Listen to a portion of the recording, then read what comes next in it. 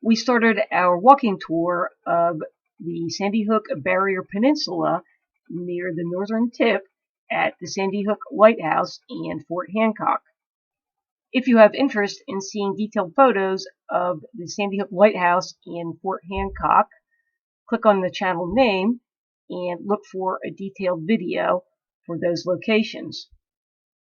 Our 10-mile loop took us as far south as Parking Area C. One of our goals was to see the seals that spend their winter at Sandy Hook Bay. We did see 2 pods of them.